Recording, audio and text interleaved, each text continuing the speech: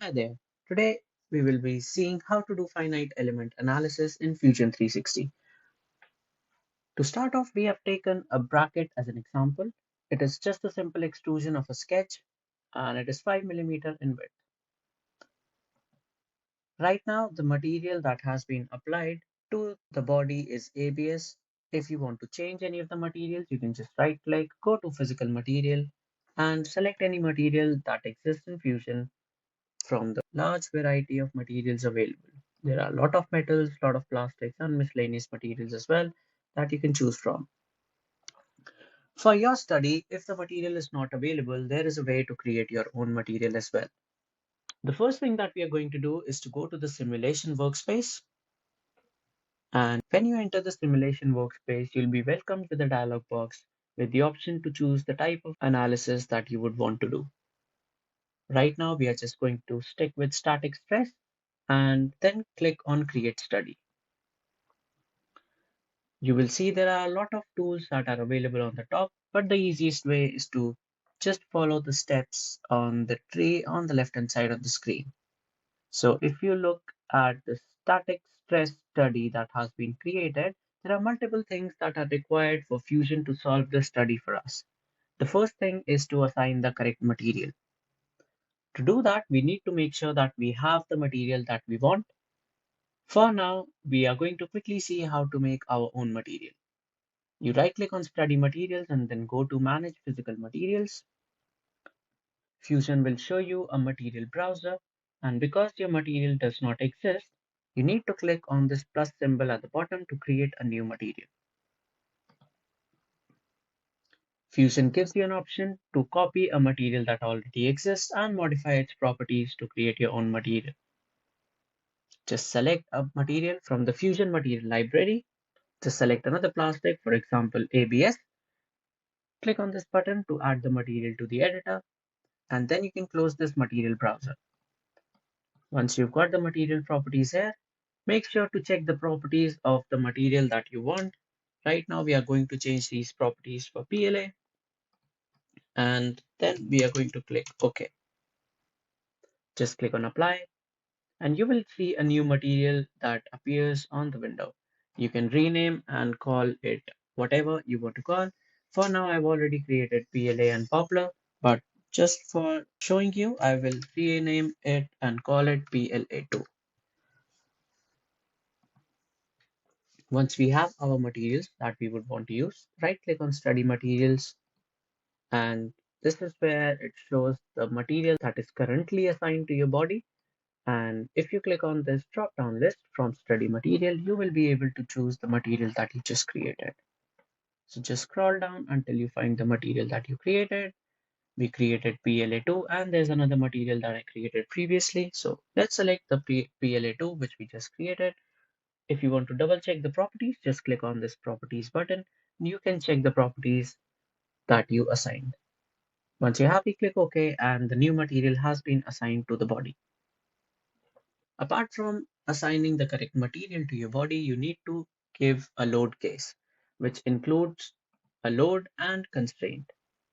Are the forces or moments or anything that's going to deform our part. And to apply a structural load, just right click on structural loads, and this dialog box will appear on your screen. For now, we are just going to work with forces. Once you've selected force, Fusion wants you to select the target on your body. It could be a face, it could be an edge, or it could also be just a vertex.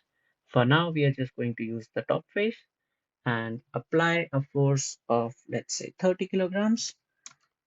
And because I need to give it a force, I need to convert this 30 kilograms into force by multiplying it with the acceleration due to gravity and also making sure that I give the units as Newton. Once you've applied the load, you can just click on it and see that it has been applied to the whole face. The next thing is to apply a constraint. Constraint is any portion of your body that is restrained and no deformation is possible on that part. This could be due to it being attached to another part of the body, or it could be attached to a wall. For example, in this case, a bracket would be attached to a wall on this face. So we are going to choose a fixed type constraint and select this face to make it fixed. Make sure you select all of the axes that you want to fix. So we want it to be fixed in X, Y, and Z, all three axes. Click on OK, and now you have the load and the constraint ready. The next thing is contacts, and we are going to skip it for this part. Contacts are usually used when you have more than one part or essentially an assembly, and you want to do the analysis on that. The next step is to make a mesh, and you can simply click Generate Mesh to create a mesh. This divides your body into small discrete elements,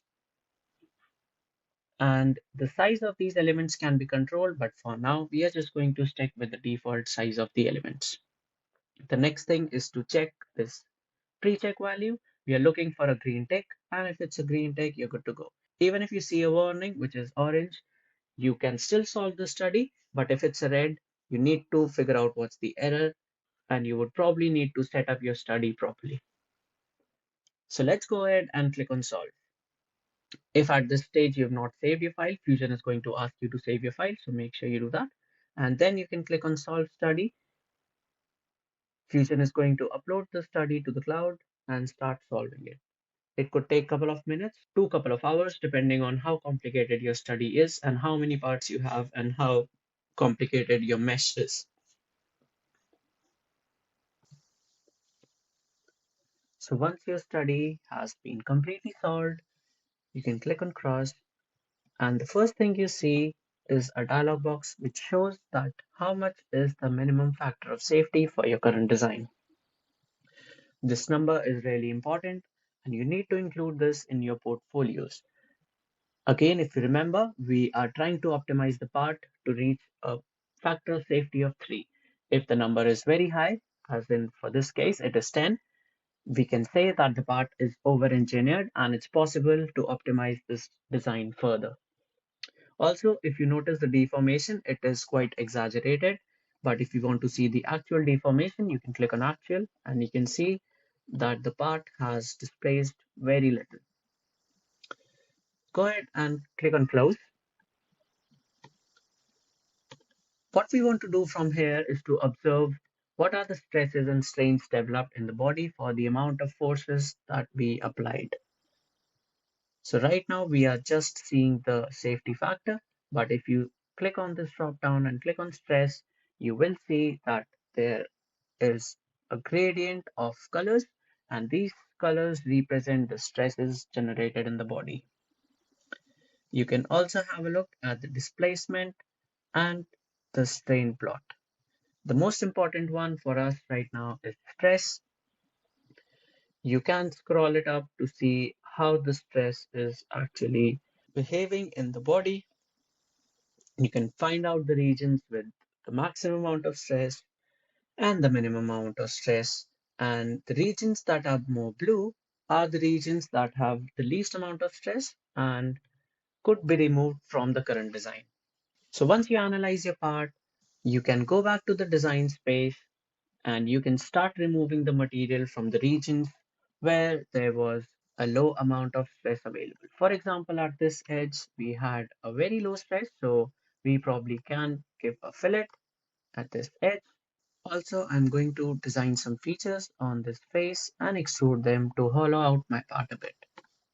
You can use any of the tools that you have learned to design those features.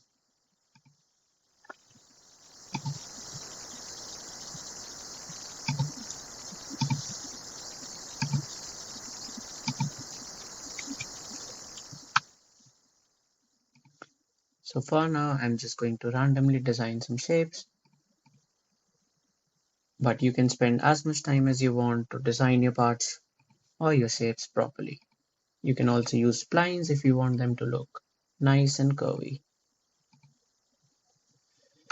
One suggestion that I would give you is to avoid any sharp corners because sharp edges are usually where high stresses appear.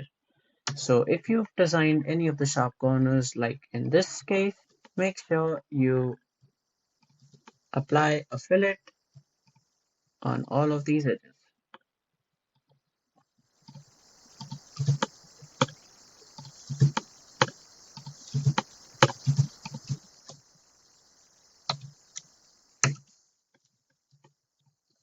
Also, I'm going to modify this spline a little bit because I think that these are very sharp corners and we can work with less sharper corners. All right, so let's finish the sketch. The next thing you need to do is to go back to the simulation space.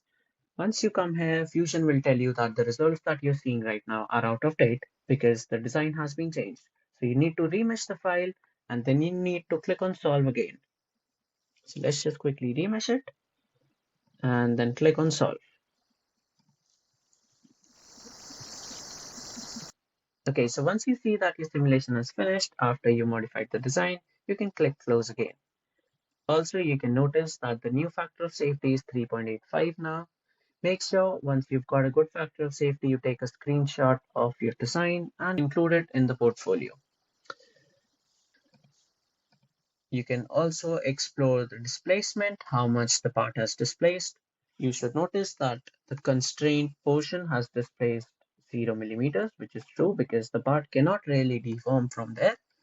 And the strains developed are something like that. Okay, so hopefully this helped you understanding how do you do a simple FEA in Fusion.